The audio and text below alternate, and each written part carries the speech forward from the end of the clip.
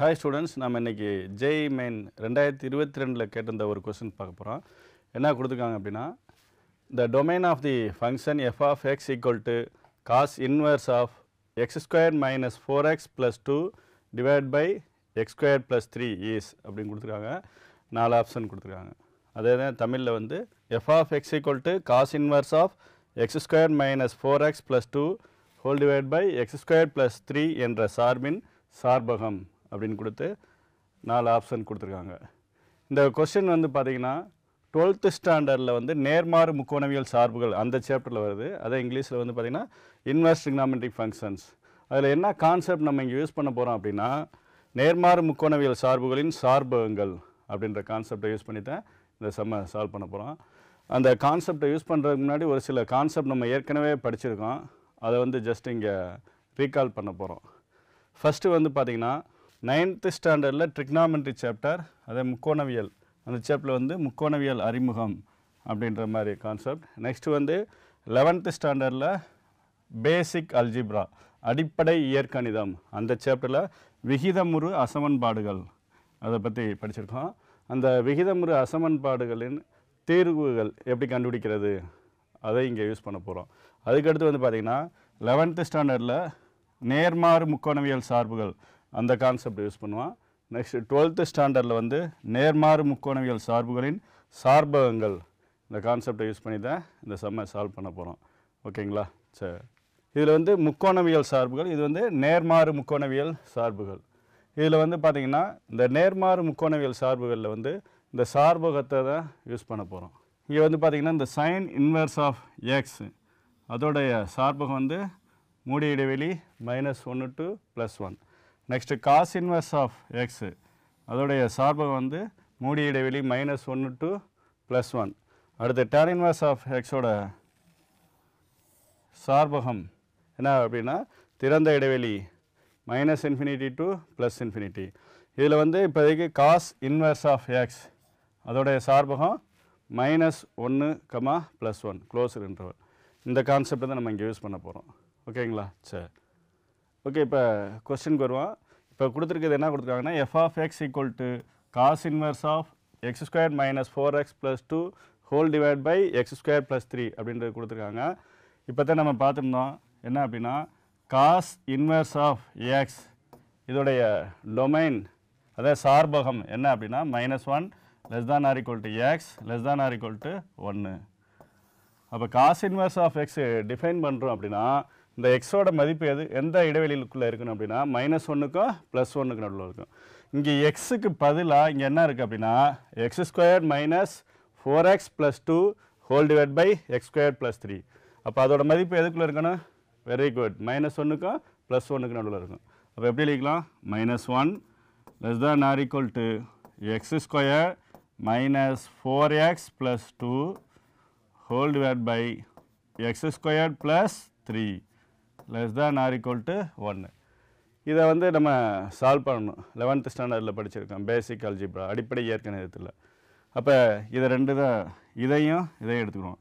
அதுக்கடுத்து இந்த டைமையும் இதை எடுத்துக்கிறோம். அப்போ இதை எப்படி எழுதிக்கலாம் அப்படின்னா -1 less than or equal to x squared -4x plus 2 divided by x squared plus 3. Next இதை தனியாக எடுத்துக்கிறோம். இங்கே என்ன இருக்குது?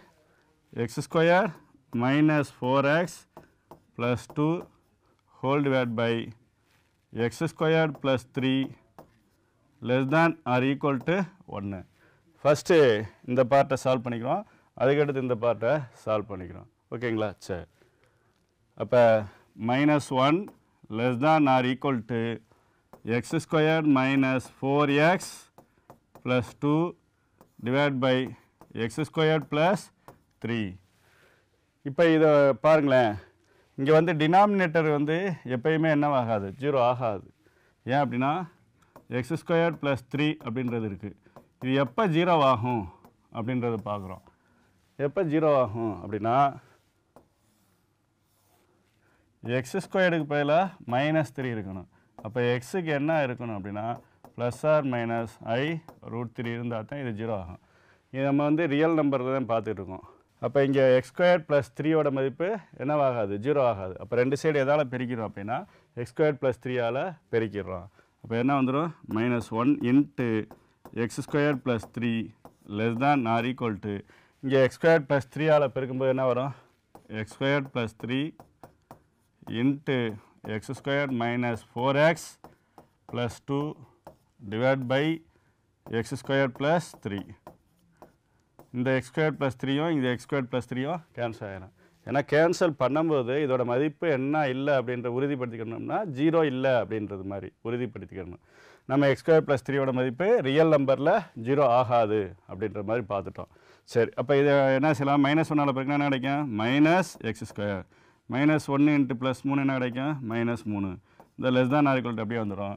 இது x squared -4x plus 2 அப்படின்றது வந்துடும். இந்த -x squared -3 அந்த சைடு கொண்டு போயிருங்க.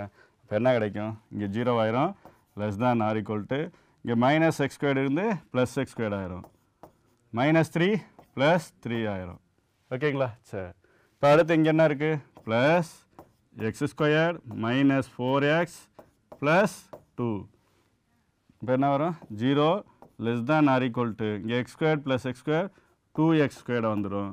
நெக்ஸ்ட்டு -4x இங்கே 3 இருக்குது இங்கே +2 இருக்குது 3 + 2 என்ன வந்துடும் 5. ஓகேங்களா? இதை எப்படி ரீஅரேஞ்ச் பண்ணி எழுதிக்கலாம் அப்படின்னா 2x squared -4x plus 5 greater than or equal to 0. இப்போ இது வந்து பார்த்தீங்கன்னா இதோடைய சொல்யூஷன் என்ன அப்படின்றத கண்டுபிடிக்கணும். இப்போ இதுக்கு வந்து பார்த்தீங்கன்னா எக்ஸோட வேல்யூ எந்த வேல்யூயும் எடுத்துக்கலாம், நெகட்டிவ் வேல்யூ எடுத்துக்கங்களேன்.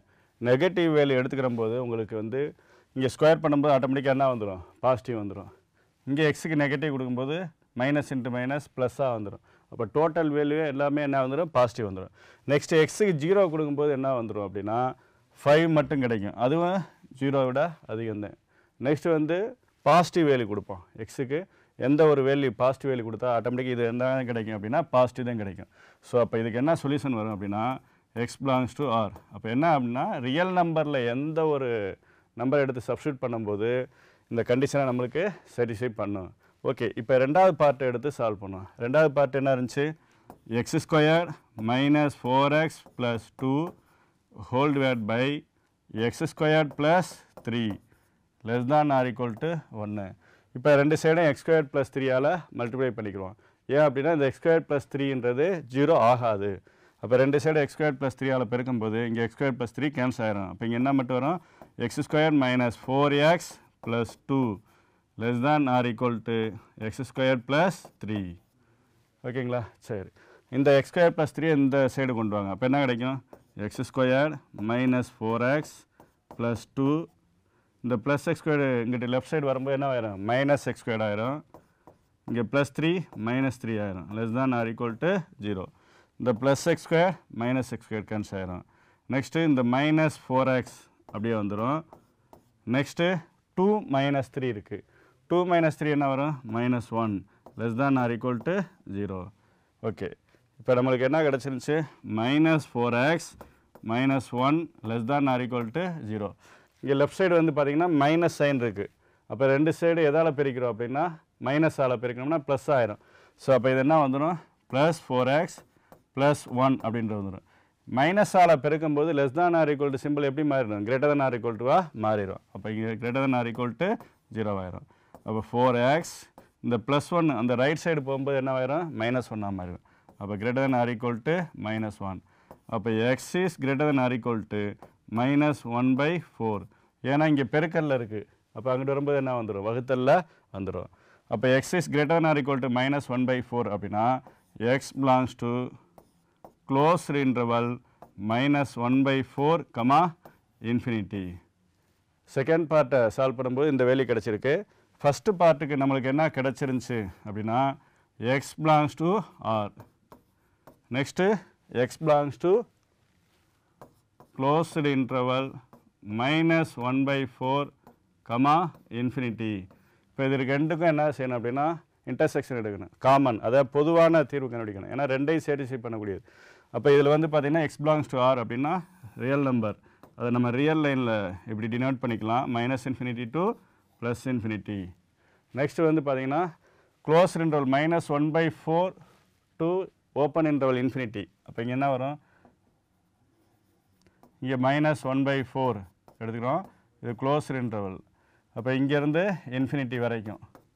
அப்படின்னா இதில் ரெண்டுக்கும் காமனான உள்ள வேல்யூ என்ன கிடைக்கும் அப்படின்னா x belongs to closed interval -1/4 open interval infinity.